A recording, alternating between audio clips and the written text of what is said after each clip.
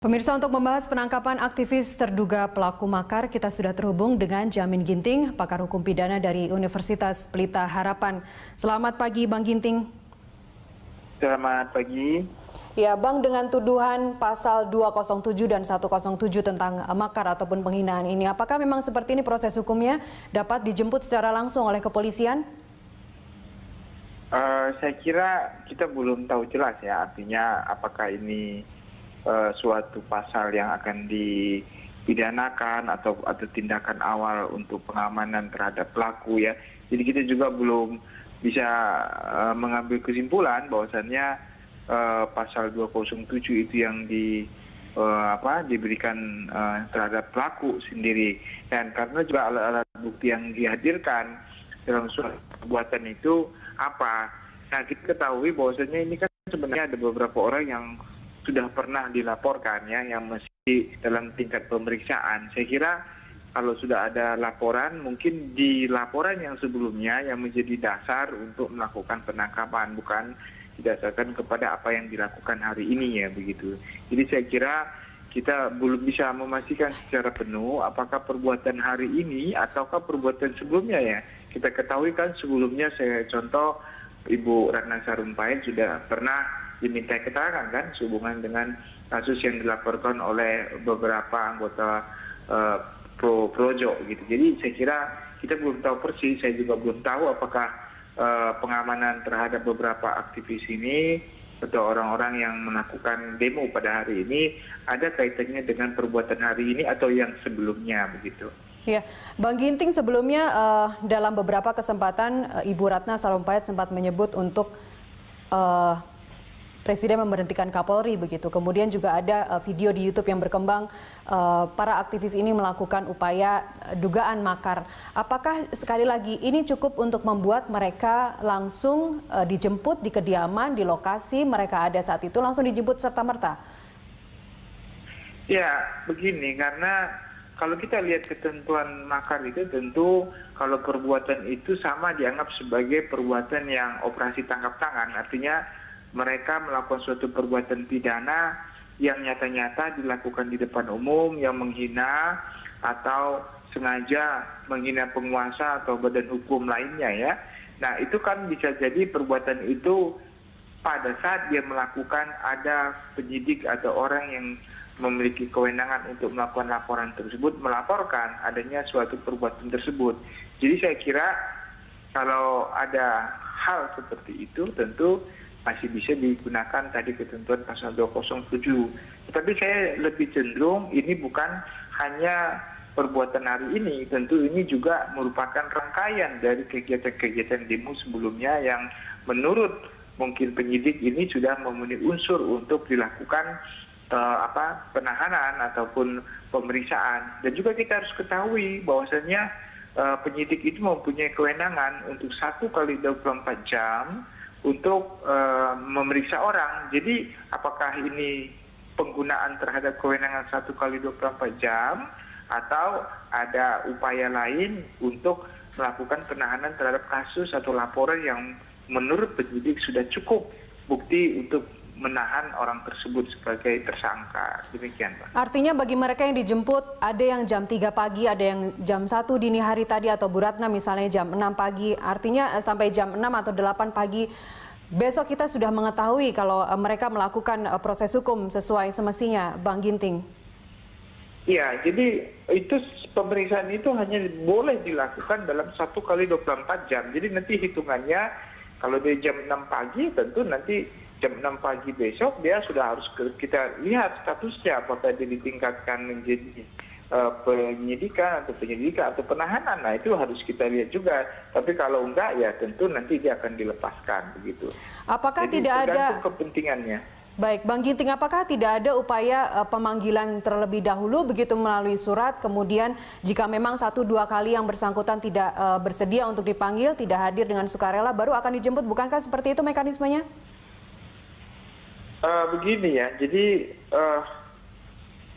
saya tidak tahu apakah sudah ada panggilan atau belum ada panggilan ya terhadap mungkin juga sudah pernah dilakukan pemanggilan, mungkin juga belum, tapi pada prinsipnya kalau pemanggilan itu juga harus sesuai dengan prosedur ya. Pemanggilan pertama, pemanggilan kedua tidak hadir, lalu dilakukan penjemputan secara paksa. Nah, saya tidak bisa berandai-andai contohnya kalau sudah pernah dipanggil ya tentu bisa dilakukan secara sah untuk tindakan itu. Tapi kalau memang belum pernah dipanggil, saya kira sih harusnya ada pemanggilan pertama, pemanggilan kedua, dan kalau tidak ada pemanggilan itu, maka orang tersebut bisa dipanggil secara jemput secara paksa. Itu yang pertama. Yang kedua, kalau orang itu contohnya dikhawatirkan sudah melakukan percobaan atau melakukan suatu tindakan yang dapat membahayakan keamanan negara, ya ini juga bisa dilakukan pencegahan kan. Pencegahan dalam arti apa? Ya dalam arti tadi melakukan upaya-upaya pemeriksaan sebelum orang ini melakukan suatu perbuatan yang membahayakan. Dan hal ini memang tidak berlaku dalam hal pasal 207. Nah, itu bisa berlaku contohnya dalam hal tindak pidana terorisme gitu loh. Persiapan-persiapan itu merupakan bagian suatu perbuatan. Baik, terhadap mereka yang saat ini sudah dibawa ke Mako Brimob di Kelapa II begitu ya. Setelah 1 kali 24 jam, ternyata apa yang akan terjadi jika memang tidak cukup bukti, mereka akan bebas, atau jika ada bukti yang memang kuat menyatakan mereka yang ditangkap yang saat ini ada di Mako Brimob ini telah melakukan upaya makar, akan segera ditersangkakan? Ya, saya kira untuk penetapan tersangka itu perlu 2 alat bukti yang cukup. Jadi waktu nanti mereka diperiksa 1 kali 24 jam ini, kalau sudah ada cukup bukti yang menunjukkan 2 alat bukti mereka bisa ditingkatkan menjadi penetapan tersangka, penyidikannya, saya kira sudah bisa ditahan. Tetapi permasalahannya kalau memang merasa belum cukup bukti dan tidak ada perlu untuk menahannya dengan syarat subjektif ya. Kalau syarat objektifnya ya tentu berdasarkan kepada undang-undang. Tapi kalau dia tidak melarikan diri, tidak menghilangkan alat bukti dan tidak mengulangi lagi perbuatannya, saya kira tidak ada alasan untuk bisa menahan orang tersebut begitu. Baik, informasi yang kami terima Bang Ginting ada sekitar 10 tokoh dan juga aktivis yang ditangkap saat ini. Apakah Anda memperoleh informasi terupdate? Saya kira ini kan upaya damai yang sudah dilakukan. Ya kita lihat saja bahwasanya jangan sampai kepentingan untuk upaya damai ini bisa disalahgunakan menurut pemimpin-pemimpin kita di kepolisian, dan kita ketahui ada upaya untuk menunggangi. Nah inilah mungkin yang menjadi dasar orang-orang ini tertentu yang dikhawatirkan, yang menurut pertimbangan daripada penyidik untuk melakukan pemeriksaan ya, bukan penahanan, sekali lagi bukan penahanan, pemeriksaan terhadap orang-orang tersebut begitu. Ya, jika Bang Ginting kita melihat di kejadian setelah 4/11 yang terjadi kemarin, ada beberapa aktivis juga yang ditangkap meskipun sekarang sudah dilepaskan atau penangkapan begitu ya, mesti wajib lapor. Apakah ini jadi kemudian pattern dari kepolisian untuk tindakan yang memang diduga akan mengancam keselamatan dan keutuhan NKRI akan segera ditangkap seperti saat ini? Saya kira zamannya sudah beda ya. Kita kan dalam konteks penegakan hukum sekarang lebih kepada penegakan hukum yang responsif ya, bukan penindakan yang artinya menggunakan kekuasaan yang tidak terkontrol seperti masa-masa lalu ya. Saya kira artinya masyarakat juga sudah mengerti dan tahu tentang aturan hukum yang benar dalam proses hukum acara pidananya. Jadi saya kira tidak adalah upaya-upaya pemerintah seperti itu yang ibarat kata menggunakan kekuasaan tanpa memperhatikan kaidah hukum yang benar dalam hukum acara pidana. Saya kira perbuatan apapun yang dilakukan Polri pada saat ini dengan artinya memeriksa 1 kali 24 jam orang-orang yang dianggap memiliki tendensi atau dikhawatirkan memiliki bukti yang cukup, saya kira ini sudah sesuai dengan aturan saja, tidak ada pemaksaan atau tindakan lain seperti itu.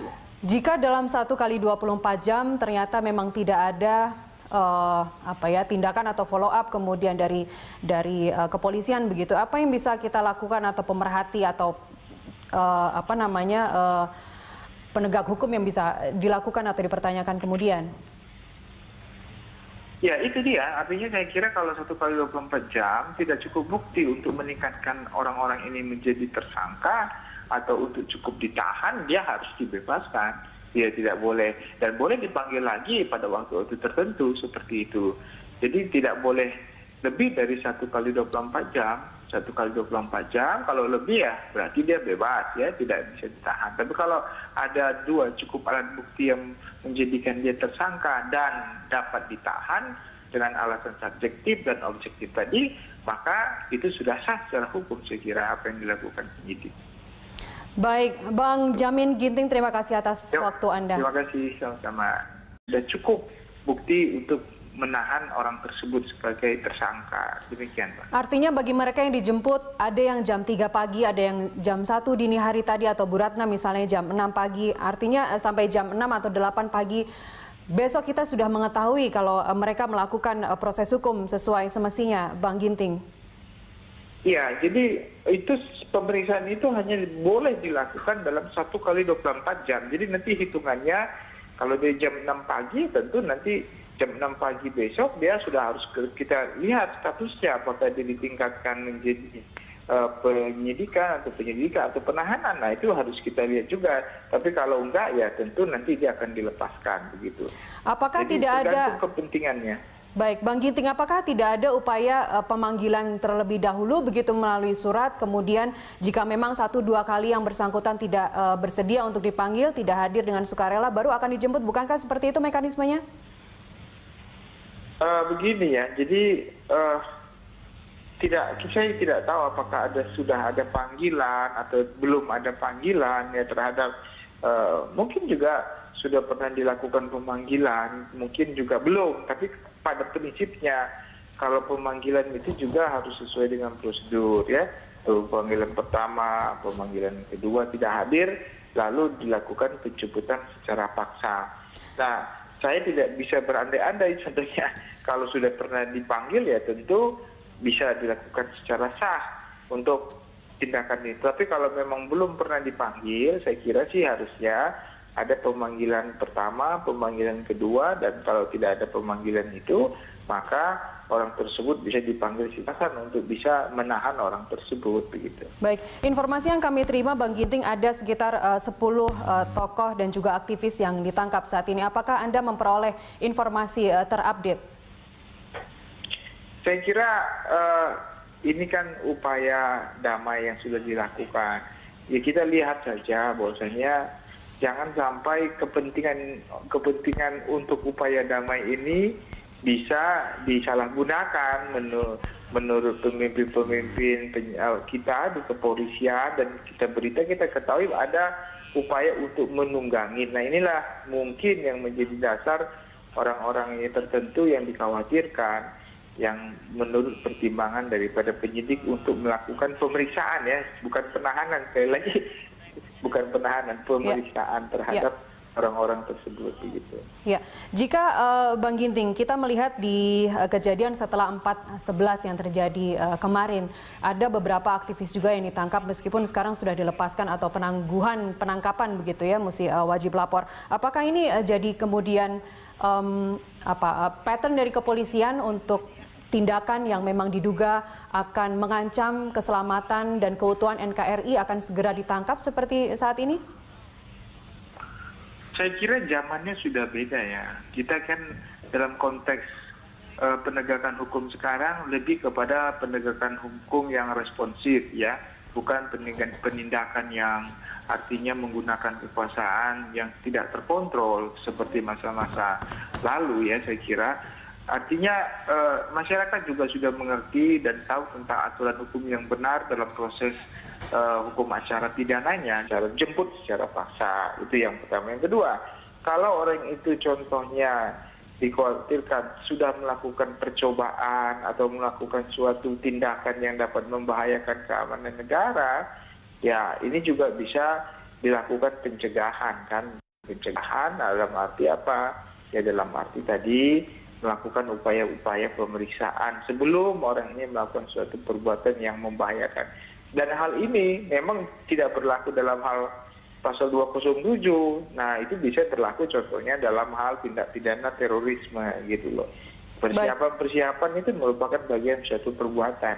Baik, terhadap mereka yang saat ini sudah dibawa ke Mako Brimob di Kelapa II begitu ya. Setelah 1 kali 24 jam, ternyata apa yang akan terjadi jika memang tidak cukup bukti, mereka akan bebas, atau jika ada bukti yang memang kuat menyatakan mereka yang ditangkap yang saat ini ada di Mako Brimob ini telah melakukan upaya makar, akan segera ditersangkakan?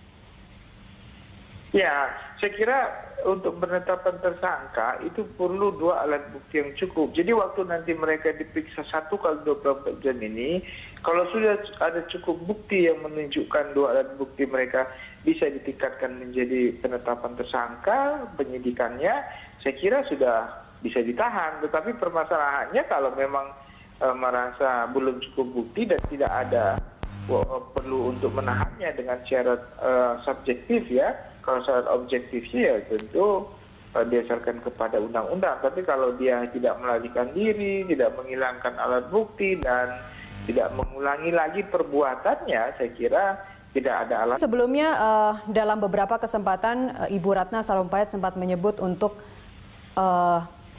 Presiden memberhentikan Kapolri begitu. Kemudian juga ada video di YouTube yang berkembang, para aktivis ini melakukan upaya dugaan makar. Apakah sekali lagi ini cukup untuk membuat mereka langsung dijemput di kediaman, di lokasi mereka ada saat itu, langsung dijemput serta-merta? Ya, begini, karena kalau kita lihat ketentuan makar itu tentu kalau perbuatan itu sama dianggap sebagai perbuatan yang operasi tangkap tangan. Artinya mereka melakukan suatu perbuatan pidana yang nyata-nyata dilakukan di depan umum, yang menghina atau sengaja menghina penguasa atau badan hukum lainnya ya. Nah, itu kan bisa jadi perbuatan itu pada saat dia melakukan ada penyidik atau orang yang memiliki kewenangan untuk melakukan laporan tersebut, melaporkan adanya suatu perbuatan tersebut. Jadi saya kira kalau ada hal seperti itu tentu masih bisa digunakan tadi ketentuan pasal 207. Tetapi saya lebih cenderung ini bukan hanya perbuatan hari ini, tentu ini juga merupakan rangkaian dari kegiatan-kegiatan demo sebelumnya yang menurut mungkin penyidik ini sudah memenuhi unsur untuk dilakukan penahanan ataupun pemeriksaan. Dan juga kita harus ketahui bahwasannya penyidik itu mempunyai kewenangan untuk 1 kali 24 jam untuk memeriksa orang. Jadi apakah ini penggunaan terhadap kewenangan 1 kali 24 jam atau ada upaya lain untuk melakukan penahanan terhadap kasus atau laporan yang menurut penyidik. Pemirsa, untuk membahas penangkapan aktivis terduga pelaku makar, kita sudah terhubung dengan Jamin Ginting, pakar hukum pidana dari Universitas Pelita Harapan. Selamat pagi, Bang Ginting. Selamat pagi. Ya, Bang, dengan tuduhan pasal 207 dan 107 tentang makar ataupun penghinaan ini, apakah memang seperti ini proses hukumnya dapat dijemput secara langsung oleh kepolisian? Saya kira kita belum tahu jelas ya, artinya apakah ini suatu pasal yang akan dipidanakan atau tindakan awal untuk pengamanan terhadap pelaku ya. Jadi kita juga belum bisa mengambil kesimpulan bahwasannya pasal 207 itu yang diberikan terhadap pelaku sendiri.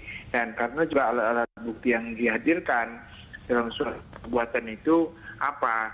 Nah, kita ketahui bahwasanya ini kan sebenarnya ada beberapa orang yang sudah pernah dilaporkan ya, yang masih dalam tingkat pemeriksaan. Saya kira kalau sudah ada laporan, mungkin di laporan yang sebelumnya yang menjadi dasar untuk melakukan penangkapan, bukan didasarkan kepada apa yang dilakukan hari ini ya begitu. Jadi saya kira kita belum bisa memastikan secara penuh apakah perbuatan hari ini ataukah perbuatan sebelumnya ya.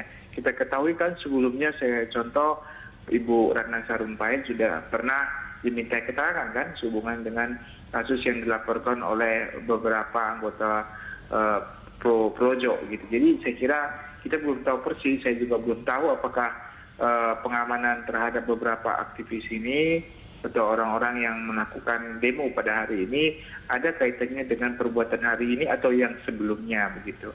Ya, Bang Ginting.